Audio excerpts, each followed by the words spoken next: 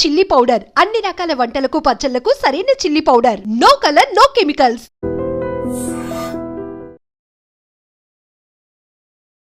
Hi sir, ఎలా ఉన్నారు? ఓం నమో వెంకటేశాయ. వెంకటాది సంస్థానం బ్రహ్మాండే నాస్తికించిన వెంకటేశ సమోదేవో నా భూతో నా భవిష్యతి. అది ఎందుకు చెప్పారు సార్? ప్రపంచం మొత్తంలో తిరుమల లాంటి ప్రదేశము ఎక్కడా ఉండదు, అక్కడ ఉన్నంత మనశ్శాంతి ప్రపంచంలో ఎక్కడా ఉండదు అని దాని సారాంశం. దానికి ఇంటర్వ్యూకి సంబంధం ఏమైనా ఉందా?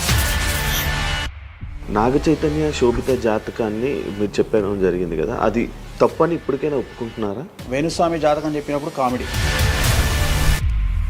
2-3 ఏళ్ళైనా. మీ జాతకం ఎప్పుడు మారిపోతుంది? మారింది, ఆల్రెడీ మారింది. ఇదే వీడియో కింద మళ్ళీ పెడతాడు ఎవడో, మళ్ళీ వచ్చిన వారా పంది అని పెడుతుంది. ఒక హీరోయిన్ని తయారు చేయాలి అంటే ఎలా తయారు చేయాలో నాకు తెలుసు, ఒక హీరోని సూపర్ స్టార్ని ఎలా చేయాలో నాకు తెలుసు. ఎలా చేస్తారు మీరు? పూజలతోనే అయిపోతుంది. అంటే వాళ్ళకి టాలెంట్ అవసరం లేదు. అసలు టాలెంట్ అనేది ఇండస్ట్రీలో దానంత అమ్మాయిలు ఎందుకు వచ్చి చేయించుకుంటుంటారు పూజలు? ఒక రాజు కావాలంటే రాజ్యం కావాలి, ఒక రాణి కావాలంటే అర్థం కాదు. అమ్మాయిలకు బ్రెయిన్ కంటే కూడా వాళ్ళ సడన్గా ఇప్పుడు సెలబ్రిటీలు అందరూ బెట్టింగ్ యాప్లు ఇరుక్కుంటున్నారు. 2025 సంవత్సరంలో సెలబ్రిటీ అనే ప్రతి ఒక్కడు ఏదో సమస్య ఇరుకుతాడు. అది అల్లు అర్జున్తోనే స్టార్ట్ అయింది. రేపు పొద్దున ఈ 11 మంది కూడా. వేణుస్వామి గారు చేసిన తప్పులకి నలిగిపోతూ ఆయన మీద జరుగుతున్న ట్రోల్స్ తీయించడానికి లక్షలు ఖర్చు పెడుతున్నాడనే పబ్లిక్లో టాక్ అనేది నడుస్తుంది. నేను పిచ్చినా కొడుకున్నా. నేను ఆస్ట్రాలజీలో కానీ బ్రాహ్మణ్ కమ్యూనిటీలో కానీ నేను సన్నీ లియోను. నేను నా బట్టలు నేనే ఇప్పుకుంటా, నేను ఎవరిని ఇప్పనియ్యా. ఒకవేళ నేను అండర్వేర్ ఉంటే అదే అన్న లాగుదామని ఎవడో వస్తుండే, నేను అది కూడా ఇప్పేసిన. సుప్రీంకోర్టు ఇచ్చిన ఆర్డర్ ప్రకారం నేను వేరే అమ్మాయితో పడుకున్నా. ఆయన లారీ కళ్ళద్దాలు పెట్టుకుంటాడు అని ఒక జ్యోతిష్కుడు నన్ను విమర్శిస్తున్నాడు. అంటే అరే లారీ కళ్ళద్దాలు అది కొనాలంటే ఎంత ఉంటే ఇంకా నువ్వు దాని గురించి మాట్లాడితే నువ్వు ఇక వాడిని కుక్క కంటే హీనంగా నేను చూడాలి తప్ప వాని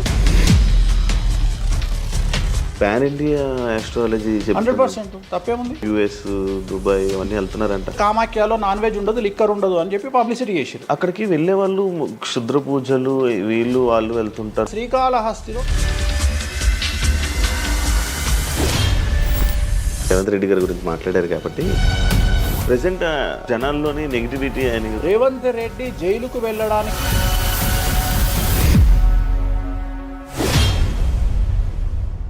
హాయ్ హలో నమస్తే, నేను మీ anchor Shiva. Welcome to Aiden media. ఈరోజు మన ముందున్న గెస్ట్ ఆల్రెడీ ప్రోమో చూస్తే మీకు అర్థమైపోయి ఉంటుంది, మన వేణుస్వామి గారు ఈరోజు మనతో ఉన్నారు. నేను గత 2-3 సంవత్సరాల నుంచి అనుకుంటున్నాను అసలు వేణుస్వామి గారిని కలవాలి, ఒకసారి మనం మాట్లాడాలి, మనం కూడా ఇంటర్వ్యూ చేయాలి, కొన్ని విషయాలు తెలుసుకోవాలి అని నేను చాలాసార్లు ప్రయత్నించాను, బట్ అవ్వలేదు. ఫైనల్గా ఇప్పుడు అయ్యింది. అదే కాకుండా మరి కొన్ని రోజులు ఉగాది రానుంది, దాని గురించి రాశి ఫలాలు అండ్ కొత్త విషయాలు ఆయన మాటల్లోనే తెలుసుకునే ప్రయత్నం అయితే చేద్దాం. హాయ్ సార్, ఎలా ఉన్నారు? ఓం నమో వెంకటేశాయ. వెంకటాది సంస్థానం బ్రహ్మాండే నాస్తికించిన వెంకటేశ సమోదేవో నా భూతో నా భవిష్యతి. సూపర్. అది ఎందుకు చెప్పారు సార్? ఇప్పుడు వెంకటాద్రి సంస్థానం బ్రహ్మాండే నాస్తికించిన వెంకటేశ సమోదేవో నా భూతో నా భవిష్యతి అంటే కలియుగ దైవమైనటువంటి ప్రోటోకాల్ దైవమైనటువంటి వెంకటేశ్వర స్వామి వారు లాంటి భగవంతుడు, దేవుడు ఇక రాడు, రాలేడు, రాబోడు. అలాగే ప్రపంచం మొత్తంలో తిరుమల లాంటి ప్రదేశము ఎక్కడా ఉండదు, అక్కడ ఉన్నంత మనశ్శాంతి ప్రపంచంలో ఎక్కడా ఉండదు అని దాని సారాంశం. దానికి ఇంటర్వ్యూకి సంబంధం ఏమైనా ఉందా? నేను ఫాలో అయ్యేది శ్రీ వెంకటేశ్వర స్వామిని, కామాఖ్య అమ్మవారిని. సో మనం ఏదైతే జనరల్గా మాట్లాడతామో ఆ మాట్లాడే సందర్భంలో ఈ జనరల్గా నాకు ఇప్పటి వరకు గత 20 సంవత్సరాల నుండి ఏ ఇంటర్వ్యూలో కూడా పేపరు పెన్ను ప్రిపేర్ అవ్వడము, పేపర్లు పెన్నులు పెట్టుకొని వచ్చి కూర్చోవడము అలవాట్లేదు. సో నేను కూర్చొని మాట్లాడింది అంతా కూడా ఆ స్వామి అమ్మవారు మాత్రమే పలికిస్తారు. సో నేను మాట్లాడే ప్రతి మాట నాకు సంబంధం లేదు, ఎందుకంటే మీరు అబ్జర్వ్ చేసిరు నా దగ్గర ఏ పెన్ను లేదు, పేపర్ లేదు. మీరు ఏం అడుగుతారో నాకు తెలియదు, నేను మీతో ఈ ప్రశ్నలు అడగాలని నేను ఇంతవరకు చెప్పలేదు. సో మీరు ఏం అడుగుతారో మీ ఐక్యూ లెవెల్ని బట్టి ఉంటుంది. సో నాకు ఆన్సర్ చేసేది స్వామి అమ్మవార్లు ఆన్సర్ చేస్తారు. సో అది చెప్పి ఇంటర్వ్యూలో కూర్చోవడం నాకు అలవాటు. సో ఏదైనా మీరే పలికిస్తారు అనేటువంటి బ్లైండ్ నమ్మకంతో, గుడ్డి నమ్మకంతో ఆ స్వామిని అమ్మవారిని నమ్ముకొని కూర్చుంటాను ఇంటర్వ్యూలో. సో నాకు అలవాటు ఏంటంటే కలియుగ దైవం, ప్రోటోకాల్ దైవం మనం చూస్తుంటాం. మాకు రాముడు ఇష్టము, మాకు శివుడు ఇష్టము. వెంకటేశ్వర స్వామి వద్ద మాత్రమే డబ్బు ఉంటుంది, వేరే వాళ్ళ దగ్గర డబ్బులు ఉండవు. ఉదాహరణ రాముడు ఉన్నాడు, సంవత్సరం నాడు ఒకటే రోజు ఆయన దగ్గరికి పోతాం మనం, అది శ్రీరామనవమి. శివుడు ఉన్నాడు, శివరాత్రి నాడు తప్ప ఎప్పుడూ పోము, కానీ ప్రతిరోజు వెళ్ళేది వెంకటేశ్వర స్వామి వారి దగ్గర. వెంకటేశ్వర స్వామి భోగమైనటువంటి అనుభవిస్తూ ఉంటాడు. ఆయనకు భోగ శ్రీనివాసులు అని వెంకటేశ్వర స్వామి వారు, మనం తిరుపతికి వెళ్తే తిరుపతిలో వెంకటేశ్వర స్వామి వారి దగ్గర చిన్న విగ్రహం ఉంటుంది కింద, దాన్ని భోగ వెంకటేశ్వర స్వామి అంటారు. అంటే ఆయనకున్నంత అనుభవించేదంతా ఆయన్ని అక్కడనే ఆ వెంకటేశ్వర స్వామి వారే అనుభవిస్తారు. సో అందుకనే ఆయనకు అంత లగ్జరీ లైఫ్ ఉంటుంది. సో లక్ష్మి కూడా వెంకటేశ్వర స్వామి దగ్గరనే ఉంటుంది. అంటే మన కలియుగంలో ప్రోటోకాల్ దైవం అంటే వెంకటేశ్వర స్వామి. డబ్బును ఎంజాయ్ చేయాలి, డబ్బు రావాలి, లగ్జరీస్ అంటే వెంకటేశ్వర స్వామి. అందుకనే వెంకటేశ్వర స్వామి వారి మాట తీసుకొని మాత్రమే నేను ఇంటర్వ్యూని స్టార్ట్ చేస్తాను. మీకు డబ్బు రావాలి? ఎవరికి? మీకు. నాకు డబ్బు వచ్చింది ఆల్రెడీ, ఎనఫ్. ఎలా వచ్చింది? ఎలా సంపాదించారు? సంపాదించాలనే కసి ఉంటుంది కాబట్టి సంపాదిస్తాం. అంటే నేను ఎలా నమ్ముతా అంటే, ఒక సామెత ఉంటుంది, వీడి జాతకమే బాగుంటే వీడి జాతకాలు ఎందుకు చెప్పుకుంటాడు. సో నా జాతకం బాగుంది అని ప్రూవ్ చేసుకోవడానికి the first ever astrologer range rover వాడేటువంటి జ్యోతిష్కుడు నేను ఒక్కనే ఇండియాలో. సో అన్ని లగ్జరీస్ లైఫ్లో ఎంజాయ్ చేస్తేనే వేరే వాడికి మనం మాట్లాడేటువంటి రైట్స్ ఉంటాయి అనేటువంటిది ఉద్దేశం నాది. ఓకే, ఎగ్జాంపుల్ చెప్తా. ఒక తండ్రి ఒక 10 ఫోటోలు, ఒక Tendulkar photo, Modi photo, Amit Shah photo, ఒక ప్రముఖ హీరోయిన్ నయనతార ఫోటో, లేకపోతే ఒక రేవంత్ రెడ్డి ఫోటో, చంద్రబాబు నాయుడు ఫోటో, ఇట్లన్నీ తీసుకెళ్ళి పెట్టి ఇంట్లోకి వెళ్ళి తన కొడుకును పిలిచి, ఈ ఫోటోల్లో నువ్వు ఎవరు కావాలనుకుంటున్నావు అని అడిగితే వాడు అక్కడ ఉన్నటువంటి ఫోటోల్లో ఏదో ఒక ఫోటో పిక్ చేసుకుంటాడు. కానీ ఏ కొడుకు కూడా నీలాగా కావాలనుకుంటున్నా నాన్న అని చెప్పాడు. ఆ సిగ్గు వీడికి ఉండదు, అలా పెంచగలిగినటువంటి తత్వం వీడికి ఉండదు. సో నేను ఆ టైపు కాదు. నా కూతురు కానీ నా కొడుకు కానీ నీలాగా పెరగాలి నాన్న, నీలాగా నేను ఒక రోల్ మోడల్ అయితే నాన్న అనిపించుకునేటువంటి పరిస్థితి ఉన్నది. మీ ఫోటో కూడా పెడతారు అక్కడ? పెట్టను, నేను అసలు పెట్టను. నా కూతురే ఇవన్నీ నాకు వద్దు అని ఇట్లా పక్కకు జరిపి నేను నీలాగా తయారవుతా అని చెప్తుంది నా కూతురు. So that is my aim. So aim కదా సక్సెస్. నేను ఇవాళ నా కూతురు నన్ను చూస్తే నా తండ్రి నాకు రోల్ మోడల్ అని చెప్తుంది. రోల్ మోడల్ అని చెప్పాలంటే అన్ని రకాలుగా ఉండాలి. మనము ఒక కూతుర్ని చూసుకునే విధానంలో ఉంటుంది, ఒక భార్యను చూసుకునే విధానంలో ఉంటుంది. అలాగే సామాజికంగా మనం మన కూతురికి ఏమి ఇస్తున్నామో, కొడుకుకి ఏమి ఇస్తున్నాము, సమాజంలోకి వాళ్ళని ఎట్లా వదులుతున్నాము అనేటువంటిది కూడా అది ముఖ్యమైనటువంటి విషయం. సో ఇవన్నిటికీ సంసిద్ధతను వ్యక్తం చేయాల్సినటువంటి పరిస్థితి, వీటిని తయారు చేయాల్సినటువంటి పరిస్థితి నా మీద ఉంటుంది. సో నన్ను ఫస్ట్ ఎవరు కూడా క్వశ్చన్ చేయడానికి వీలు లేదు. అంటే నా దగ్గరకు వచ్చేవాడు, వేణుస్వామి నీ జాతకం బాగుంటే నువ్వు జాతకాలు ఎందుకు చెప్పుకుంటావు? సో ఇప్పుడు నేను ఒక హీరోయిన్ని తయారు చేయాలి అంటే ఎలా తయారు చేయాలో నాకు తెలుసు. అంటే ఆమె జాతకంలో యోగం ఉంటే ఆమెను సూపర్ స్టార్ ఎలా చేయాలో నాకు తెలుసు, ఒక హీరోని సూపర్ స్టార్ని ఎలా చేయాలో నాకు తెలుసు. సో ఎలా చేస్తారు మీరు? పూజలతోనే అయిపోతారా? పూజలతోనే అయిపోతారు. అంటే వాళ్ళకి టాలెంట్ అవసరం లేదు? వాళ్ళకి టాలెంట్ జాతకం ఉంటేనే అంటున్నా కదా, యోగం ఉంటేనే అవుతారు కదా. జాతకంలో ఉంటుందనే ఉంటుంది, ఒకవేళ ఉన్నదని మనకు కనిపించింది. అవును, వాళ్ళకి ఒకవేళ టాలెంట్ లేకపోతే అసలు టాలెంట్ అనేది ఇండస్ట్రీలో ఎవరికీ ఉండదు. Practice makes perfect. ఓకే, దానంత పనికి మాలిన మాట ఇంకోటి లేదు. శివ రాగానే ఫస్ట్ ఇంటర్వ్యూలోనే ఇరగదీయడు. శివ 1వ ఇంటర్వ్యూకు, శివ 100వ ఇంటర్వ్యూకు నక్కకు నాగలో అనుకున్నంత తేడా ఉంటుంది. మరి శివ ఫస్ట్ ఇంటర్వ్యూలోనే టాలెంట్ ఇరగదీసిండా? Practice makes perfect. అంత ఛాన్స్ ఇవ్వట్లేదు కదా ఇప్పుడు ఇండస్ట్రీలో. ఎవరు ఇక్కడికి వచ్చి ప్రాక్టీస్ చేసుకుంటామంటే ఛాన్సులు రావట్లేదు కదా. ఆటోమేటిక్గా టాలెంట్ అనేది మనము ప్లే చేస్తున్న రోల్స్ను బట్టి వస్తుంది. డైరెక్ట్గా అల్లు అర్జున్ గంగోత్రి సినిమాలో చూసిన అల్లు అర్జున్కు, పుష్ప 3లో చూసిన అల్లు అర్జున్కు కోడిపిల్ల లెక్క కళ్ళు తిరిగి కింద పడతాం అందరం. ఆయన హావభావాలు కానీ, ఆయన ముఖవర్చస్సు కానీ, గంగోత్రి సినిమాలో ఉన్నటువంటి అల్లు అర్జున్కు, పుష్ప 3కి. మరి గంగోత్రిలోనే పుష్ప 3 లాగా ఎందుకు లేడు అల్లు అర్జున్ అంటే? మరి అప్పుడు టాలెంట్ లేదా? సో ఇక్కడ ప్రాక్టీస్ మేక్స్ పర్ఫెక్ట్. అంటే కొన్ని పనికి మాలినటువంటి మాటలు మాట్లాడేటువంటి ఎప్పుడో 50 ఏళ్ళ కింద సామెతలను తీసుకొచ్చి రుద్దే ప్రయత్నం చేస్తారు. సో ఇక్కడ టాలెంట్ అనేది పక్కన పెడదాం, అవకాశం ముఖ్యం. నువ్వు టాలెంట్ ప్రూవ్ చేసుకోవాలంటే అవకాశం ముఖ్యం. శివ అనేవాడు యాంకరింగ్లో తోపు తురుము అని ప్రూవ్ చేసుకోవాలంటే అవకాశం ముఖ్యం. అవకాశం లేకపోతే శివలో టాలెంట్ ఉండదు, ఆ టాలెంట్ డెవలప్మెంట్ ఉండదు. సో ఇక్కడ ఏంది అంటే అవకాశాలు రావడం కోసం మనం ప్రయత్నం చేస్తాం. ఒక సీఎం సీట్ ఎక్కడం కోసం సీఎం ఏం చేస్తాడు అని తెలవాలి అంటే సీట్ ఎక్కాలి. సీట్ ఎక్కిన తర్వాత సీఎంగా ఈయన పనికొస్తాడా రాడని డిసైడ్ అవుతుంది. అట్లనే ఒక అమ్మాయి హీరోయిన్ అయిన తర్వాత ఈ అమ్మాయికి అంత సీన్ ఉందా లేదా అనే విషయం తెలుస్తుంది. సో మనం కనుక నయనతారని తీసుకున్నా, సమంతని తీసుకున్నా, ఏ హీరోయిన్ తీసుకున్నా, ఏ హీరోని తీసుకున్నా, వాళ్ళ ఫస్ట్ సినిమాకు, వాళ్ళ 3వ సినిమాకు, వాళ్ళ 30వ సినిమాకు ఎక్స్ట్రీమ్ చేంజెస్ ఉంటాయి. సో ఇవన్నీ ఎట్లా వస్తున్నాయి అంటే ఫస్ట్ సినిమాకి టాలెంట్ లేదు, వాళ్ళు సానబట్టబడతారు, వాళ్ళకు వచ్చేటువంటి క్యారెక్టర్ల ద్వారా వాళ్ళు ఆ లెవెల్కి వస్తారు. అట్లనే ఒక గ్రామస్థాయి సర్పంచ్ నుండి స్టార్ట్ అయినటువంటి వ్యక్తి వాళ్ళ రాష్ట్రానికి తెలంగాణకు ముఖ్యమంత్రి అయిన రేవంత్ రెడ్డి అంటే ఆయన ప్లానింగు, ఆయన ఎట్లా చేయాలి, ఎట్లా సీఎం కావాలి అనే ఆలోచనల ద్వారా ఇక్కడికి వచ్చిండు. తెలంగాణలో కాంగ్రెస్లో ఎంతోమంది తోపులు తురుములు ఉండగా రేవంత్ రెడ్డి ఎందుకు సీఎం అయ్యిండు అంటే రేవంత్ రెడ్డి టార్గెట్ సీఎం పదవి. మధ్యలో ఉండేవాళ్ళు వేరే వాళ్ళందరూ టార్గెట్ సీఎం పదవి కాదు. కానీ రేవంత్ రెడ్డి మాత్రమే అన్ని కష్టాలు పడ్డాడు, రేవంత్ రెడ్డి మాత్రమే సీఎం టార్గెట్ చేసుకొని వాళ్ళ పదవి వచ్చింది. సో ఇది ప్రాక్టీస్ మేక్స్ పర్ఫెక్ట్. సో మనం ఎంత ప్రాక్టీస్ చేస్తే అంత పర్ఫెక్ట్ అవుతాం. అంతేగాని టాలెంట్ చూపించుకోవాలి అంటే అవకాశం రావాలి, అవకాశం వచ్చిన దాన్ని వాడుకోవాలి, అన్నిటికంటే ధైర్యం కావాలి. There is no development in comfortable zone. కలియుగంలో కంఫర్టబుల్ జోన్లో ఎప్పుడూ డెవలప్మెంట్ ఉండదు. తెలంగాణ రాష్ట్రంలో కాంగ్రెస్ పార్టీలో ఉన్నటువంటి వ్యక్తులను తీసుకుంటే ఒక రేవంత్ రెడ్డి మినహా ఎవరు కూడా జైలుకి వెళ్ళలేదు.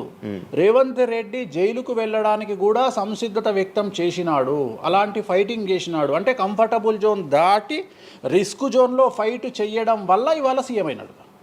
మిగతా వాళ్ళందరూ ఎక్కడనో దగ్గర భయపడ్డమో, బాధపడ్డమో, వెనకడుగు వేయడం వల్లనో వాళ్ళు అక్కడనే ఉండిపోయారు.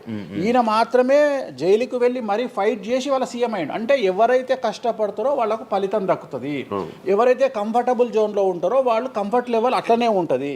సో సమాజంలో మనం బయటికి వచ్చి ఫైట్ చేసి అన్నిటినీ ఎదుర్కొని 10 మందితో దొబ్బులు తిని సోషల్ మీడియాలో దొబ్బించుకొని కింద కామెంట్లు పెట్టించుకొని బండనాయదవా దొంగనాయదవా అని కామెంట్లు పెట్టించుకొని సో ఇవన్నీ ఓవర్కమ్ అయ్యి సమాజాన్ని అర్థం చేసుకొని వీళ్ళంతా పనికి మాలిన వెధవలు కామెంట్ల రూపంలోనే ఉంటారు అని మనం ఫైట్ చేస్తూ ముందుకు వెళ్తేనే మనకు లైఫ్ దొరుకుతుంది.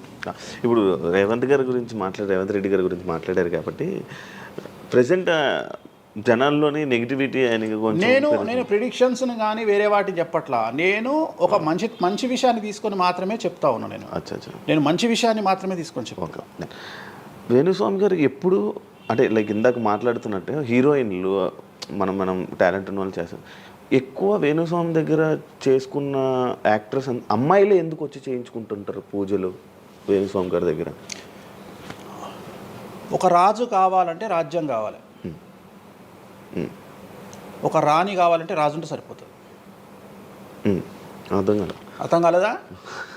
ఒక వ్యక్తి రాజు కావాలంటే రాజ్యాన్ని సంపాదించాలి. రాజ్యాన్ని సంపాదించాలంటే సగం జీవితం సంక నాకిపోతుంది ఒక వ్యక్తికి. అంటే శివ అనే వ్యక్తి ఒక 100 కోట్ల రూపాయలు సంపాదించాలంటే సగం జీవితం సంక నాకిపోతుంది. అవును, రైట్. కానీ శివను పెళ్లి చేసుకోవడానికి ఒక అమ్మాయికి మ్యాక్సిమం 10 మినిట్స్ చాలు. ఎస్, అంటే శివ నచ్చితే చాలు, శివకు అమ్మాయి నచ్చితే చాలు, పని అయిపోయింది. అంటే 10 నిమిషాల్లో ఆ అమ్మాయి 100 కోట్ల వారసురాలు అయిపోయింది.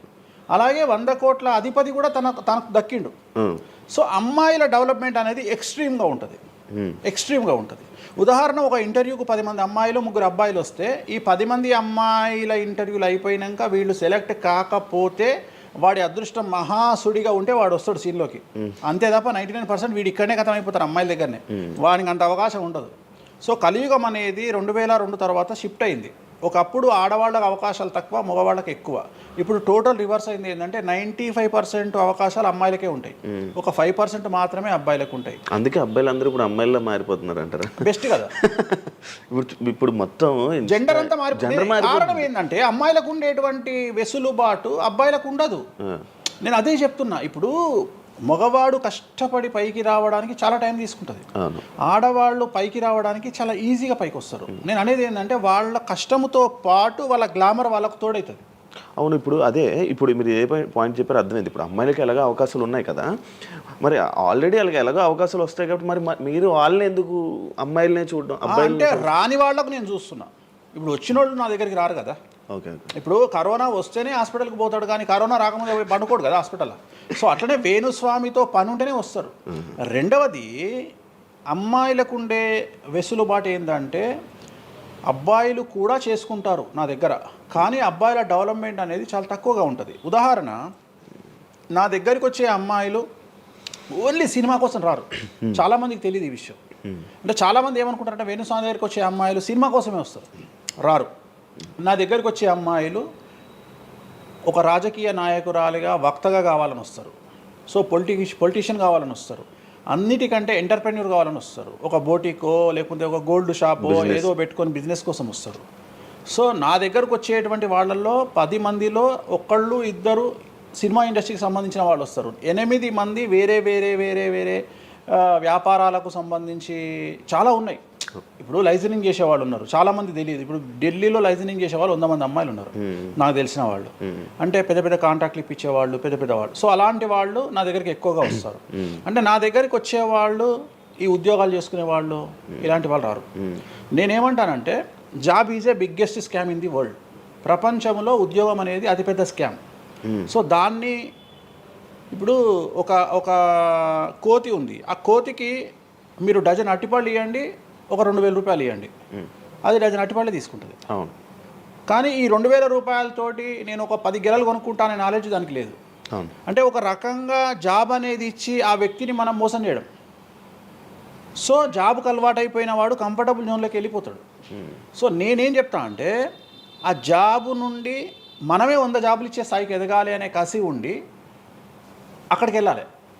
ఆ కసి ఉంటేనే పని లేదు. కలియుగంలో కష్టపడి అనే మాట మాట్లాడితే దానంత దరిద్రం ఇంకోటి లేదు.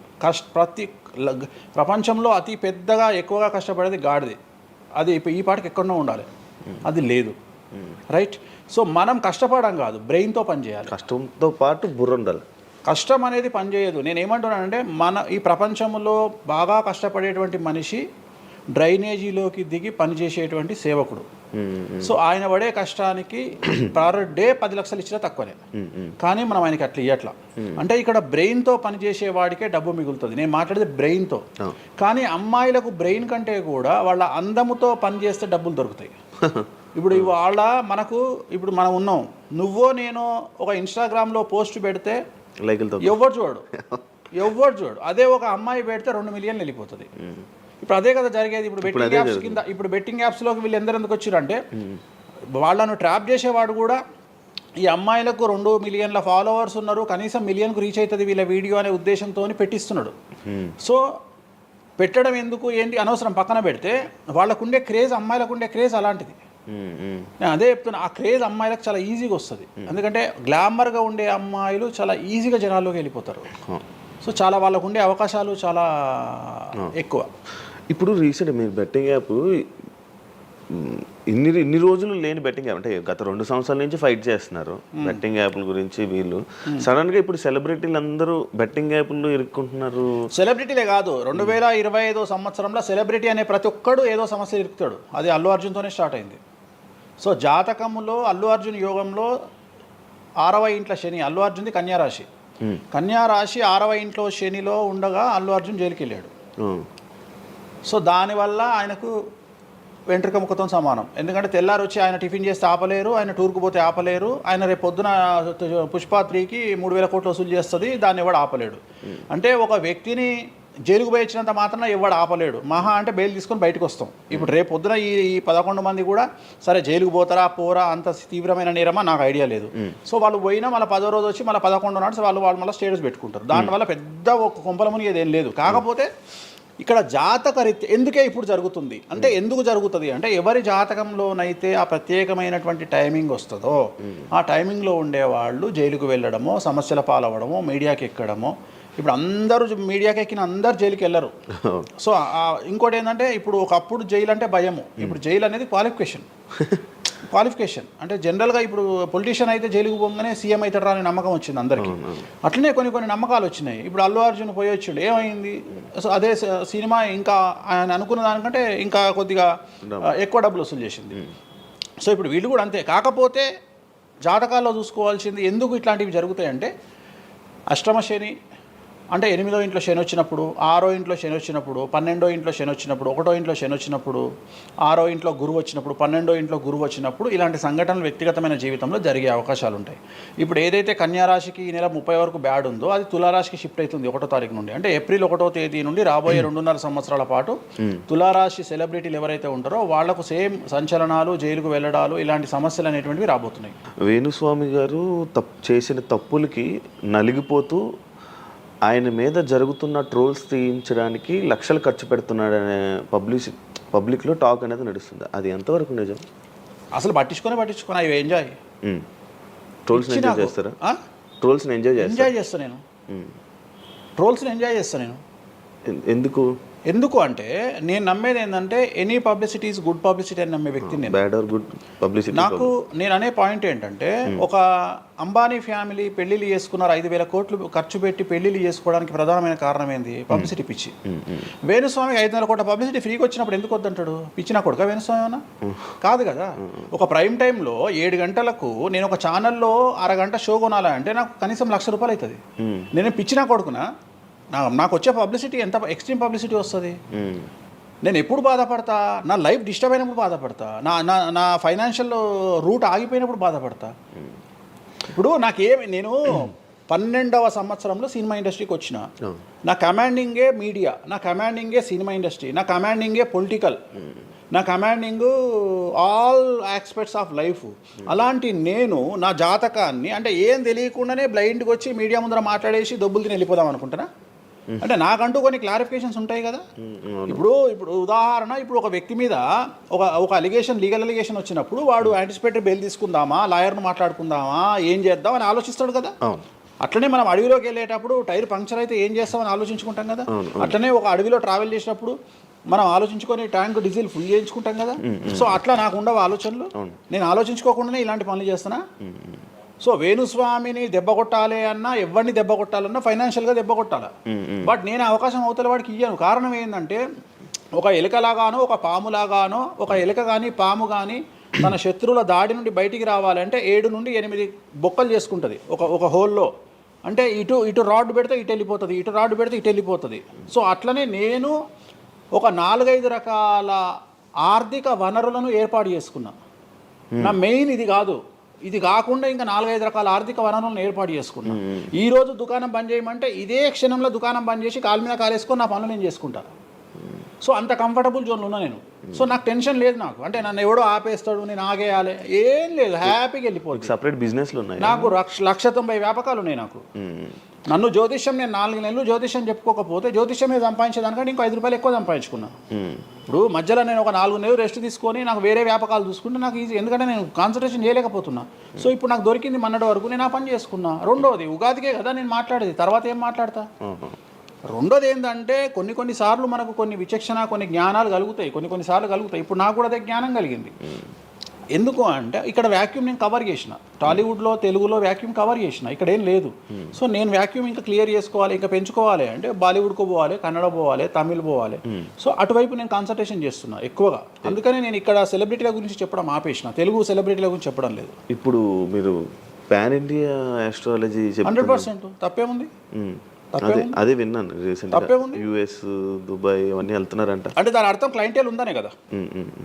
ఇప్పుడు మన యూరప్ పోయి వచ్చిన సరే, ఒక పెద్ద విషయంలో వెళ్ళేసి వచ్చిన చెప్పుకోవాలని లేదు, చెప్పను.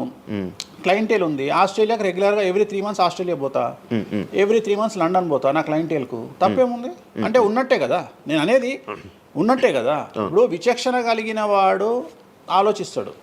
అంటే వేణుస్వామి మీద ఎందుకు వస్తున్నాయి రూమర్స్, ఎందుకు వేణుస్వామిని టార్గెట్ చేస్తున్నారు, నాకు అనవసరం. వాళ్లకు అవసరం ఉన్నోడు ఎంక్వైరీ చేసుకొని నా దగ్గరకు వస్తాడు. నేను ఇంకోటి అందరికి ఒకటే చెప్తా, నా పాజిటివ్ వీడియోల కంటే నా నెగిటివ్ వీడియోలే చూడండి. ఫస్ట్ జనాలు నన్ను ఎక్కిన వీడియోలు చూడండి, నన్ను దొబ్బిన వీడియోలు చూడండి, నా గురించి నెగిటివ్గా పెట్టిన వీడియోలు చూడండి. అప్పటికీ మీకు నా మీద నమ్మకం కలిగితేనే నా దగ్గరికి రండి, లేకపోతే రావద్దు. ఫస్ట్ వాటిని ఎంజాయ్ చేయండి, వాటిని ఫుల్ ఎంజాయ్ చేయండి, చేసి నా దగ్గరికి రండి. అట్లాంటి వాళ్ళే నా దగ్గరకు వస్తారు. అవునా? నాకు అదే కావాలి. చెప్పారా నాకు అదే నాకు టీవీలో ఎప్పుడు కూడా చెప్తున్నా కదా, వాళ్ళు వచ్చిన వాళ్ళు ఎవరైనా వచ్చిన వాళ్ళు చెప్తారు కదా. ఇప్పుడు ఉదాహరణ ఏమంటారు అంటే, ఇప్పుడు కామాఖ్య ఉంది, కామాఖ్యకి వెళ్తే ఇప్పుడు ఎవరో ఒకళ్ళు పబ్లిసిటీ చేసిరు, కామాఖ్యలో నాన్ వెజ్ ఉండదు, లిక్కర్ ఉండదు అని చెప్పి పబ్లిసిటీ చేసిరు. అవును, చెయ్యంగానే నా కామాఖ్య మెట్లెక్కగానే కనిపించేది నాన్ వెజ్, కామాఖ్య మెట్లెక్కగానే కనిపించేది లిక్కరు, గర్భగుడిలో ప్రదర్శనం చేస్తున్నంతసేపు మనకు కనిపించేది నాన్ వెజ్, లిక్కరు. సో అక్కడికి ఇప్పుడు ఎగ్జాంపుల్ చెప్తా. ఇప్పుడు శివ అనే వ్యక్తి కామాఖ్యకి ఇంతవరకు వెళ్ళలేదు. సో ఇప్పుడు ఏమనుకుంటాడంటే, వేణుస్వామి గురించి చెప్పిన ప్రచారాన్ని శివ నమ్ముతాడు. నాకు అదే కావాలి, ఇప్పుడు నమ్మడమే కావాలా.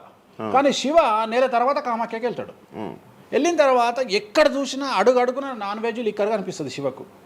శివకు లాస్ట్కు ప్రసాదం కూడా నాన్ వెజ్ ఇస్తారు, ప్రసాదం కూడా లిక్కరే ఇస్తారు. అంటే తాగున ఆయన అని చెప్పి చేతిలో పోస్తారు. అంటే తీర్థంలో లిక్కర్ పోసి మీకు తీర్థం ఇస్తారు, మీరు తీర్థం తాగుతారు, లిక్కర్ పోసిరు. అప్పుడు ఒకసారి మీకు గుర్తొచ్చేది ఎవరు? వేణుస్వామి. ఓహో, వేణుస్వామి చెప్పింది 100కు 100% నిజము. అంటే మనం మూర్ఖులము, ఇన్ని రోజులు నమ్మింది, మనం తప్పు చేసినాం వేణుస్వామి విషయంలో అని లేదు. అక్కడికి వెళ్ళే వాళ్ళు క్షుద్ర పూజలు వీళ్ళు వాళ్ళు వెళ్తుంటారు. అసలు క్షుద్రం అంటే ఏంది? క్షుద్ర పూజలు శ్మశానంలో చేస్తారు.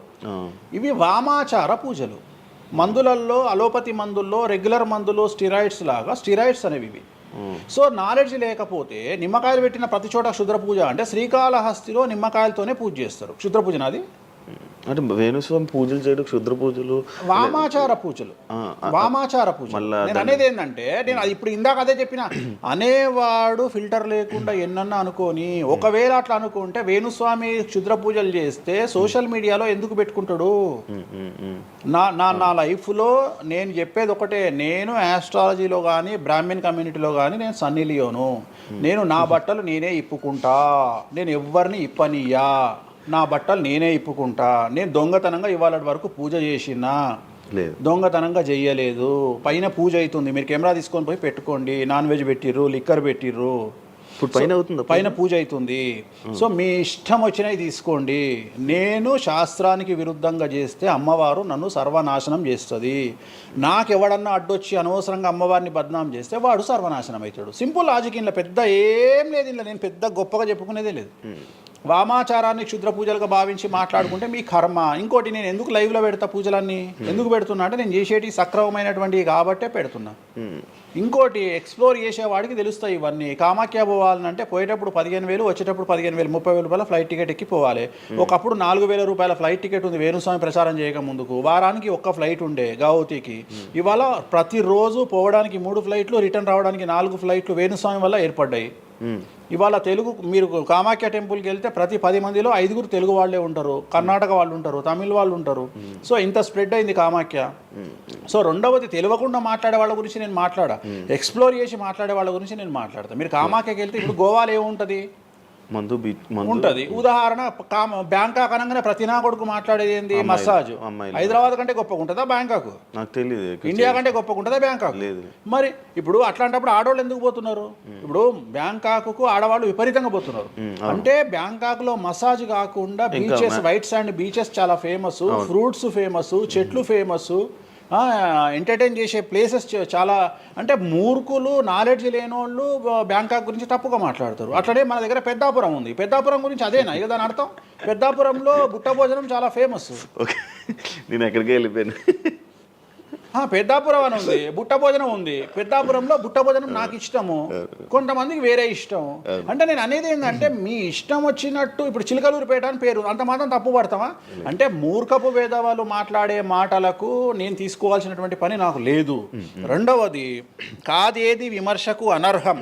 అంటే వేణుస్వామి దగ్గర విషయం ఉంది, వేణుస్వామి సెలబ్రిటీ కంటెంటు, లేదా వేణుస్వామిని ట్రోల్ చేసినా, వేణుస్వామిని తిట్టినా, వేణుస్వామి గురించి సబ్జెక్టు పెట్టినా, కనీసం మనకు ఒక వీడియోతోని ఒక 5 జీతాలు వెళ్తాయి అనేటువంటి నమ్మేటువంటి ప్రజల గురించి నేను మాట్లాడను. ఎందుకంటే నా వల్ల వాళ్ళ జీతాలు వెళ్తున్నప్పుడు నేను సంతోషపడతా.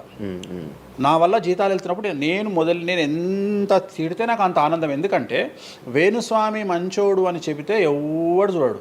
వేణుస్వామిని తిడితే 5 లక్షలు చూస్తారు. 5 లక్షలు అంటే కనీసం 30,000 రూపాయలు. అంటే నాకు తెలియదు సరిగా, ఒక జీతం వెళ్ళిపోతుంది కదా. సో నేను అనే పాయింట్ ఏంటంటే, నన్ను తిడితే నేను అసలు బాధపడను, నన్ను తిడితే నేను సంతోషపడతా. కారణం ఏంటంటే, అట్లీస్ట్ ఆ వీడియోతోని నన్ను ఒక 1000 మంది అన్న గుర్తుపడతారు. ఇప్పుడు ఆస్ట్రాలజీ పరంగా నాకు ఉండే గుర్తింపు నాకు ఉంది, నేను కాదనను. కానీ ఇంకా నా గుర్తింపు నేను పెంచుకోవాలంటే ఎట్లా పెంచుకుంటా, నాతో అయిపోయింది. ఇంతకంటే నేను ఏం చేయలేను. ఇక నేను మ్యాక్సిమం చేసేసిన ఆస్ట్రాలజీలో. ఇప్పుడు వేణుస్వామి అంటే సౌత్ ఇండియాలో వేణుస్వామి అనగానే ఆస్ట్రాలజీ పేరు వస్తుంది, ఆస్ట్రాలజీ అనగానే వేణుస్వామి వస్తాడు. ఎవడు అవునన్నా కాదన్నా నేనే మార్గదర్శకం, దీంట్లో అనుమానమే లేదు. కానీ ఇంతకంటే నాకు ఇంకేదో కావాలి అంటే నేను డబ్బులు, ఇప్పుడు మీరు నా దగ్గరకు వచ్చిర్రు, ఎక్కడైనా నా నేమ్ ప్లేట్ మీరు చూసిరా? చూడలేదు. నా ఫోటో కనిపిస్తుందా మీకు నా ఆఫీస్లో? లేదు. అది నా రేంజ్, అది నా రేంజ్. నాకు విజిటింగ్ కార్డు ఉండదు, నాకు విజిటింగ్ కార్డు ఉండదు, నాకు నేమ్ ప్లేట్ ఉండదు, నాకు నా ఫోటో ఉండదు ఎక్కడ. అమ్మవారి ఫోటోలు, వెంకటేశ్వర ఫోటోలు తప్ప నా పర్సనల్ ఫోటోలు నేను ఎక్కడ పెట్టుకోను. మీరు నన్ను వేణుస్వామి కాదు ఎల్లయ్య అన్న నేను యాక్సెప్ట్ చేస్తాను. ఒకవేళ ఒక రోజు యాంకరింగ్లో ఒక ఆమె ఏం చేసిందంటే, అమ్మాయి ఇంటర్వ్యూ చేయబోతూ వేణుస్వామి కాకుండా ఏదో కొత్త పేరు చెప్పింది. కొత్త పేరు చెప్పి భయపడ్డది. అంటే నేను ఫ్లోలో చెప్పేసి భయపడ్డది. స్వామి తప్పు చెప్పినా అంటే నీ ఇష్టం వచ్చిన పేరు చెప్పుకోపో అన్న. జనాలకైతే నేను వేణుస్వామి అని తెలుసు కదా. ఇప్పుడు వేణుస్వామి బొమ్మేసి పుల్లయ్య అంటే ఇక వేణుస్వామి అనుకుంటారు కదా జనాలు. నేను అనేది అది. సో నాకు ఎంత విమర్శ చేస్తే ఐఎమ్ ఫీల్ హ్యాపీ. అంటే మీ గురించి మీరు అంత క్రియేట్, జనాల్లో అందరికీ తెలుసు, అంత ఉంది ఆల్రెడీ. నేను మౌత్ పబ్లిసిటీని నమ్ముతా. మౌత్. రెండవది సింపుల్ లాజిక్. తెలుగు జనాలు అంత పిచ్చోళ్ళ. ఎక్కడ ఎవరి గురించి నెగిటివ్ పడుతుంది, ఏం పడుతుంది, ఎందుకు పడుతుంది, దీని వెనకాల ఏం జరుగుతుంది అని ఆలోచించలేనంత చవటలో నేను అనుకోను. ప్రతి యాడ్ను క్షుణ్ణంగా పరిశీలిస్తారు, ప్రతి టీవీలో టెలికాస్ట్ అయ్యే ప్రతిదీ క్షుణ్ణంగా పరిశీలిస్తారు, దీని వెనక వీళ్ళ మోటో ఏంది అనేది కూడా ఆలోచిస్తారు. సో చాలా సింపుల్గా అనలైజ్ చేస్తారు. సో అంత మాత్రాన నాకు వచ్చేదేముంది, జనాలు ఒకటి నన్ను విమర్శించేవాడికి లేదా నన్ను శత్రువుగా భావించేవాడు ఆ 2 రోజులు మందు ఎక్కువ తాగుతాడు, 2 పెగ్గులు, అంతకుమించి వాడు వీకేది ఏం లేదు. రెగ్యులర్గా తాగే మందు కంటే 2 పెగ్గులు ఎక్కువ తాగుతాడు, 2 ముక్కలు ఎక్కువ తింటాడు, ఎందుకంటే అబ్బా వేణుస్వామికి ఏదో అయిపోయింది అని. కానీ అంతకుమించి జరిగేది ఏముంటుంది, వేణుస్వామి మర్డర్ చేసినా, మానభంగం చేసినా రాజ్యాంగానికి అతీతంగా లోపలికి పోతాడు. అది కాకుండా 19(1) ప్రకారమే ఎవరికైతే జనాలకు స్వేచ్ఛ మాట్లాడే హక్కు ఉందో దాన్ని బేస్ చేసుకొని వేణుస్వామి మాట్లాడతాడు తప్ప వేణుస్వామి రాజ్యాంగాన్ని మీరి ప్రవర్తించేటువంటి పరిస్థితి లేదు. రాజ్యాంగానికి లోబడి ప్రవర్తిస్తాడు. సో ఆర్టికల్ స్పీచ్ 19(1) ప్రకారమే మాట్లాడతాడు. దీంట్లో ఎటువంటి సమస్యలు లేదు. నా వృత్తి ఆస్ట్రాలజీ. సో పర్ఫెక్ట్గా మాట్లాడుకుంటా. కానీ నా గురించి నెగిటివ్గా మాట్లాడే వాళ్ళు ఎప్పుడు కూడా నా శ్రేయోభిలాషలే, ఎందుకంటే వాళ్ళు నా స్థాయిని పెంచుతూ ఉన్నారు కాబట్టి నేను వాళ్ళని ఎప్పుడూ శత్రువులుగా భావించను. వేణుస్వామి గారితో డేంజర్ అంటే మిగతా కొంతమంది బ్రాహ్మణ లైక్ పంతులు కానీ వీళ్ళు కానీ చెప్పేది ఇది, వేణుస్వామి గారి డేంజరు, ఆయన్ని ఒకవేళ ఏమైనా అంటే మళ్ళీ ఆయన పూజలు చేసి మనం నాశనం అయిపోయేలా ఇది కూడా ఆయన చేయగలడు, పవర్స్ ఉన్నాయి. నమ్ముతున్నట్టే కదా, అంటే నాకు వర్తుందనే కదా. అలా అర్థం కాదు, వర్తున్నట్టే కదా. ఇప్పుడు వర్త్ లేకపోతే ఫీల్ కావాలి, భయపడుతున్నారంటే నమ్ముతున్నట్టే కదా. సబ్జెక్ట్ ఉందని నమ్ముతున్నారు కదా. ఓకే ఓకే, పవర్స్ ఉన్నాయి, పవర్స్ నమ్ముతున్నారంటే సబ్జెక్టే కదా. అది తప్పేం లేదే దాంట్లో, దాని తప్పేం లేదు కదా. అంటే నా దగ్గర పవర్స్ నమ్ముతున్నారు కదా, ఇట్ ఈస్ ప్రూవ్డ్ కదా. నేను అనే పాయింట్ ఏంటంటే, నేనేదో జనాల్ని ఉద్ధరిస్తా, నేనేదో జనాలకు పూజలు చేసి వాళ్ళను మంచి చేస్తా అనుకున్నప్పుడు ఫస్ట్ అడిగే క్వశ్చన్ ఏంటంటే, రేపు ఇచ్చినాయాలా నీకు వచ్చిన సమస్యల్ని క్లియర్ చేసుకోరా అంటారు ఫస్ట్. మరి నా సమస్యలను క్లియర్ చేసుకుంటా కదా, లాజికా కాదా? చేస్తారా నిజంగా? నేను అడిగే పాయింట్ మీకు అర్థం కాలా? అర్థమైంది. నేను చెప్తున్నది ఒకటి, నీకు అర్థమవుతున్నది. నాకు ఒక న్యాయపరమైన చిక్కు వచ్చినప్పుడు దాని నుండి బయటపడడానికి నేను పూజలు చేసుకుంటానా, చేసుకోనా? మరి వాటి ద్వారానే కదా నేను జనాలకి. ఇప్పుడు నీకేదన్నా ప్రాబ్లం వచ్చి రేపు పొద్దున వేణుస్వామి గారు నాకు ఈ సమస్య వచ్చింది అంటే సమస్య మీరు ఎప్పుడు నమ్ముతారు? నన్ను మీరు చేశాక అది మీరు నేను బయటపడ్డప్పుడు నమ్ముతారు. అదే మీ సమస్యల నుంచి మీరు బయటపడ్డాక జనాలు నమ్ముతారు. అర్థమైంది. బట్టతల పెట్టుకొని నేను వెంట్రుకలు మొలిపిస్తాను టీవీలో యాడ్ ఇస్తే అమనా బుద్ధులు తిడతారు, అరే నీకే గుండు మీద ఎంటికలు లేవు నువ్వేం మొలిపిస్తావురా అని. అట్లనే నేను కూడా నా స్టామినా ఏందో జనాలకు తెలియజెప్పాలి అంటే నేను నా సమస్యల నుండి బయటపడ్డప్పుడే కదా ఎదుటి వ్యక్తికి చేసే రైట్స్ నాకు ఉంటాయని చెప్తున్నా. అంటే ఇప్పుడు మీకు వచ్చిన సమస్యల నుంచి మీరు బయటపడ్డారు, మీకు మీరే పూజ చేసుకున్నారు. ఎందుకు చేసుకో? నా జాతకాన్ని నేను విశ్లేషించుకుంటా కదా. ఇప్పుడు నాకు వచ్చే సమస్య నేను అనుకోను, బట్ నేను సమస్యలు వస్తే వాటిని క్లియర్ చేసుకోవడానికి నాకుండే రెమెడీస్ నాకు ఉంటాయి కదా. మీరు చేశారు ఆ పూజల్లో ఎవరైనా నష్టపోయారా? ఎవరినైనా? ఎవరిని నేను అనేది ఏంటంటే మనం బాగుండాలని కోరుకుంటాం. ఇంకోటి ఏంటంటే ఫస్ట్ నేను శత్రువుగా భావించాలి కదా. నేను అంత దూరం ఆలోచించాను. నేను ఎదుటి వ్యక్తిని శత్రువుగా ఎప్పుడు భావిస్తా అంటే వ్యక్తిగతంగా వచ్చి నన్ను కొట్టినప్పుడు నేను భావిస్తా. అంటే నా గురించి చెడుగా మాట్లాడడం అనేది నాకు శత్రువు కాదు, ఎందుకంటే వాళ్ళ వృత్తి అది. బోల్డ్ మంది మాట్లాడతారు, అందరూ శత్రువులు. నేను అదే అంటున్నా. ఇప్పుడు ఇదే వీడియో కింద మళ్ళీ పెడతాడు ఎవడో, మళ్ళీ వచ్చిన వారా పంది అని పెడతాడు. ఇప్పుడు నేను వాడిని వాడిని ఇల్లు ఎత్తుక్కుంటూ పోవాలా నేను? వాడిని ఇల్లు నాకు కనీసం లక్షల్లో క్లయింటేల్ ఉంటుంది. ఈ వీడియో కింద తిడితే తిడితే ఒక 10 మంది తిడతారు. ఈ 10 మంది అలవాటైపోయి అలవాటు కాదు, కలియుగ ధర్మము. నేను చాలా ప్రాక్టికల్గా ఉంటా. నేను చాలా లేకపోతే ఎంత దమ్ము ఉంటే ధనిష్టల నేను వచ్చి మందు తాగుతా, నాన్ వెజ్ పెడతా అని చెప్పుకోవాలంటే చాలా విషయం ఉండాలి, మామూలు విషయం కాదు. ఈ కమ్యూనిటీలో తట్టుకోవాలి. అందుకనే నేనేమంటున్నా, ఒక బ్రాహ్మడు అనగానే ఇప్పుడు ఉదాహరణ ఒక పెద్ద పూజారు ఉన్నాడు ఏ గుడికి, ఆ పెద్ద పూజారిని టార్గెట్ చేయాలంటే ఫస్ట్ టార్గెట్ చేసేది నాన్ వెజ్ తింటాడు, లిక్కర్ ముట్టుకుంటాడు అని చెప్తారు. అందుకని నేనే నా బట్టలు ఇప్పేసుకుంటున్నా. అవకాశం లేదు అంటే నేను ఆల్మోస్ట్ అండర్వేర్తో సహా అన్ని ఇప్పేసిన. ఒకవేళ నేను అండర్వేర్ ఉంటే అదే అన్న లాగుదామని ఎవడో వస్తుండే, నేను అది కూడా ఇప్పేసిన. ఇంకేముంది నా నాయన నన్ను ఇప్పడానికి? నా దగ్గర ఏం లేదు కదా. ఇప్పుడు నువ్వేమైనా కొత్తవి చూపిస్తే ఏం చూపిస్తావు? నువ్వేం చూపిస్తావు? సుప్రీంకోర్టు ఇచ్చిన ఆర్డర్ ప్రకారం నేను వేరే అమ్మాయితో పడుకున్నా, అమ్మాయితో ఇష్టంతో పడుకుంటే అది కూడా నాకేం తప్పు లేదు. ఇంకా నువ్వు నాకు ఏం చూపిస్తావు? నేను ఎప్పుడన్నా నేను సామాజికానికి వ్యతిరేకంగా చేసినప్పుడు, శాస్త్రానికి వ్యతిరేకంగా చేసినప్పుడు నువ్వు నా గురించి వ్యతిరేకంగా చూపిస్తావు. అంతే తప్ప నా దగ్గర ఏమున్నాయని చూపిస్తావు? నేను చచ్చే వరకు నువ్వు చూపించలేవు. నేను నన్ను బొందబెట్టే వరకు, నన్ను తగలబెట్టే వరకు నేను తప్పు చేసినా చూపించలేవు. నేను చెయ్యను. మీరే చెప్పేసుకుంటున్నారు. నేనే చెయ్యను. నేను ఇప్పుడు పైసలు లేనివాడు, పైసలు పోగొట్టుకున్నవాడు బెట్టింగ్లోకి పోతాడు. లేదా ఇప్పుడు కొత్త వ్యవహారాలు ఉన్నాయి. ఒకడేమో నిధులు దొరుకుతాయని పోతాడు, ఒకడేమో రైస్ పుల్లర్ అని పోతాడు. ఇవన్నీ ఏం కావని తెలుసు, మనకు తెలుసు, వాడికి తెలియదు. వాడు మానసికంగా వీక్ కాబట్టి వాడు సొంతంగా డబ్బులు దొంగతనంగా నాకు అవసరమే లేదురా నాయన. నాకు వేరే వ్యాపకాల నుండి డబ్బులు వస్తున్నప్పుడు లంగ పని చేసే అవకాశం నేనెందుకు చేస్తా? నాకు అవసరమే లేదు. నన్ను లంగ పని చేయమని చెప్తే నేను చెయ్య. నాకు వద్దు. నేను లంగ పని చేసే సవ్వాలే లేదు, నాకు అవసరం లేదు. రెండోది ఏంటంటే నా దగ్గరికి రానంత వరకే నా గురించి నెగిటివ్గా మాట్లాడతారు. ఒక్కసారి నా ఆఫీస్లోకి ఎంటర్ అయ్యారు అంటే వానికే అర్థమైపోతుంది, నీ అమ్మాయి కుల్లం ఉన్నాడు రా నాయన, ఈయనతో వేస్ట్, ఈయన దగ్గర ఏం దొరకదు. రెండవది, ఇవాళ ఎక్కడ పడితే అక్కడ కెమెరాలు పెట్టుకొచ్చేటువంటి స్థాయిలో ఇది మనకు సైన్స్ పెరిగింది. ముక్కు పుల్లలు కూడా పెట్టుకొస్తారు, చెవు కమ్మలు కూడా పెట్టుకొస్తారు. నేను లంగ పని చేస్తే కూర్చొని 2 నిమిషాలు దొరకబట్టి టెలికాస్ట్ చేస్తారు. కానీ మాటలున్నాయి, క్లారిటీ, సాక్ష్యం లేదు. ఇక మరి ఏం చేస్తాను నేను? పోనీ నేను అందరిలాగా దాచిపెట్టే మనిషిని కాదు, దొంగతనంగా లంగపనంగా డోర్లు అన్నీ కుల్లా ఉన్నాయి. మీరు ఎక్కడికొచ్చినా మాట్లాడి నా ఆఫీస్లో ఏమైనా చేయండి, ఓపెన్గా పూజలు చేస్తా. ఇంకోటి వేరేటోడు పెట్టే కానీ నేనే పూజ పెడుతున్నా. ఇంకోటి రెండోది, బాటిల్ కూడా నా చేతిలో పట్టుకొని అమ్మవారికి నైవేద్యం చేస్తున్నా. పోనీ నేను బాటిల్ దొంగతనంగా ఇది మందు బాటిల్ కాదు అని చెప్తలేను, blue label bottle, royal silver bottle నేనే పోసి మరి అమ్మవారికి నైవేద్యం చేస్తున్నా. ఇంకా ఎక్కడనే దాపరికం ఉంది? ఇంకా బాటిల్స్ కూడా కాస్ట్లీ, అంటే పెద్ద గెస్టులకే అవి పెద్ద వాళ్ళ విఐపీ రేంజ్ని బట్టి పెడతాం. నార్మల్ వాళ్ళు వస్తే వాళ్ళకి తగ్గట్టి వాళ్ళ ఇష్టం. ఇప్పుడు ఉదాహరణ, ఇప్పుడు బాలేబాబు చేస్తే మ్యాన్షన్ పెడతాం. ఇప్పుడు కొంతమంది ఎన్ఎస్సి అంటే ఇప్పుడు ఉదాహరణ వాడు మొన్న ఎవడో విమర్శిస్తుండు నన్ను. మొన్న ఎవడో ఆయన లారీ కళ్ళద్దాలు పెట్టుకుంటాడు అని ఒక జ్యోతిష్కుడు నన్ను విమర్శిస్తున్నాడు. అంటే అరే లారీ కళ్ళద్దాలు అది కొనాలంటే కాశీ దాకా దేకాలి. ఎంత ఉంటే అంటే మన లైఫ్లో దాని వాల్యూ తెలియదు. అదే కుక్కకేం తెలుసు కుసుమపు వాసన, నెయ్యి గురించి ఏం తెలుసు కుక్క కంటే? వాడు ఏదో మాట్లాడతాడు. వాడు మాట్లాడినప్పుడు నేను వాడి మీద పీటీఏ చూపిస్తా. అరే నా కళ్ళద్దాల గురించి మాట్లాడుతున్నాడు, ఆ కళ్ళద్దాలు నీ జీవితంలో చేతులు కూడా పట్టుకొని చూడలేవురా నువ్వు. ఇంకా నువ్వు దాని గురించి మాట్లాడితే నువ్వు ఇక వాడిని కుక్క కంటే హీనంగా నేను చూడాలి తప్ప వాని గురించి వాని మీద నేను సింపతి చూపిస్తా తప్ప నేను కోపానికి ఎందుకు వస్తా? అట్లా చాలామంది విమర్శ చేస్తుంటారు. విమర్శల గురించి మనం పట్టించుకునే. మీకు బ్రాండ్ బట్టలు, బ్రాండ్ స్పెట్స్ అవన్నీ ఎలా అలవాటయ్యాయి అంటే ఇప్పుడు కూడా చెప్తా, జాతక రీత్యా శుక్రుడు ఎవరికైతే కొద్దిగా నీచంలో ఉంటాడో వాళ్ళు ప్రతి శుక్రవారం నాడు పర్ఫ్యూమ్ కొట్టుకోవాలి. శుక్రుడు అంటే లగ్జరీస్. ఓకే. శుక్రుడు జాతకంలో శుక్రుడు గ్రహం నేను మాట్లాడేది. శుక్రగ్రహం వీక్ ఉన్నప్పుడు ప్రతి శుక్రవారం నాడు పర్ఫ్యూమ్ కొట్టుకోవాలి. అండ్ ఒక పెగ్గు 30 ml కాచేయాలి. తాగుమని చెప్తే వేణుస్వామి చెప్పిండు కదా అని ఒక ఉద్యమంలాగా తాగొద్దు. ఒక 30 ml స్కాచ్ తాగాలి. అట్లా ఒక 3 నెలలు చేసిన తర్వాత డెవలప్మెంట్ ఏందో మీకే కనిపిస్తుంది.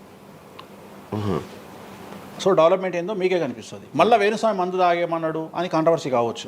డాక్టర్లే చెప్తారు, 30 ml తాగితే హార్ట్కి మంచిది, బీపీకి మంచిది అని చెప్తారు. కానీ డాక్టర్ల పేరు అడ్డం పెట్టుకొని కుంభాలు తాగుతారనే భయానికి డాక్టర్లు చెప్పరు, ఆపేశారు. 30 ml అనేది చాలా మంచిది. బట్ నేను రోజు తాగమంటలేను, శుక్రవారం నాడు మాత్రమే. అది కూడా శుక్రుడు నీచంలో ఉంటే, శుక్రుడు 6వ ఇంట్లో, 12వ ఇంట్లో, 8వ ఇంట్లో ఉన్న శుక్రుడి మీద శని దృష్టి ఉన్న జాతకరీత్యా మీరు శుక్రవారం నాడు 30 ml పెగ్గు తాగండి నైటు. అది కూడా ఫ్యామిలీతోని మహమ్మద్ రఫీ పాటలు పెట్టుకొని, ఏఆర్ రెహమాన్ పాటలు పెట్టుకోనో, ఇళయరాజా పాటలు పెట్టుకొని ఆ పెగ్గు తాగి ఆ పాటలు ఎంజాయ్ చేసి పండుకోండి హ్యాపీగా. సో మీ లైఫ్ ఎట్లుంటుందో చూడండి. నేను మాట్లాడేది వ్యాపారమో ఇతర ఉద్యోగం చేసే వాళ్ళ గురించి కాదు. ప్రత్యేకించి 100 రూపాయల దగ్గర 1,00,000 రూపాయలు సంపాదించగలిగి రియల్ ఎస్టేట్ వ్యాపారులు, వ్యాపారస్తులు, పొలిటీషియన్స్, పెద్ద పెద్ద వాళ్ళ గురించి మాట్లాడుతున్నా. టీచర్లు, అటెండర్ల గురించి నేను మాట్లాడతలేను. టీచర్ ఎంత తాగినా తాగుడు మిగులుతుంది తప్ప పైసలు రావు, ఎందుకంటే ఆయన జీతం అంతే కాబట్టి. సో ఎక్కడైతే పెరగడానికి ఆస్కారం ఉంటుందో వాళ్ళ గురించి మాట్లాడుతున్నా. సో ఇది కూడా మంచిది రెమెడీ. సో ఇలాంటి రెమెడీలు చెప్పాలంటే వేణుస్వామి చెప్తాడు కానీ వేరేటోడు చెప్పాడు. ఎందుకంటే వాడికి భయం, మందు తాగమంటే తప్పు. అరే మందు తాగమంటే తప్పు అయితే మందు యాడ్ ఎందుకు వస్తుంది, మందు ఎందుకు తయారు చేస్తారు? సో ఇదన్నీ అందుకనే దేశ కాలమాన పరిస్థితి. కసినో తీసుకుపోయి గోవాలో పెడితేనేమో లీగలు, హైదరాబాద్లో పెడితే ఇల్లీగలు. సో నేను దేశ కాలమాన పరిస్థితులు అందుకనే చెప్తున్నా. దేశ పరిస్థితులు అంటే గోవాలో యాక్సెప్ట్ గేమింగ్ యాక్ట్, ఇండియా హైదరాబాద్లో యాక్సెప్ట్ కాదు. సో అదే చెప్తున్నా. ఒక దగ్గర విడాకులు అనేవి ఇండియాలో కష్టము, అమెరికాలో ఈజీ. అమెరికాలో 10 విడాకులు తీసుకున్నా ఎవడు పట్టించుకోడు. సో ఇవన్నీ కామన్. ఒకప్పుడు ఒక పెళ్లి చేసుకో, రెండో పెళ్లి అనేది చాలా పెద్ద విషయం. ఇవాళ తెలుగు సమాజం కానీ ఎంత గొప్పదైపోయిందంటే 5వ పెళ్లికి కూడా శుభమా అంటూ 5వ పెళ్లి అంటున్నారు. కాబట్టి చాలా వైడ్ రేంజ్ ఆఫ్ థింకింగ్ అనేది మారిపోయింది. కాబట్టి వేణుస్వామి కూడా మారిండు దాంట్లో. సింపుల్, అంతే, ఏం లేదు.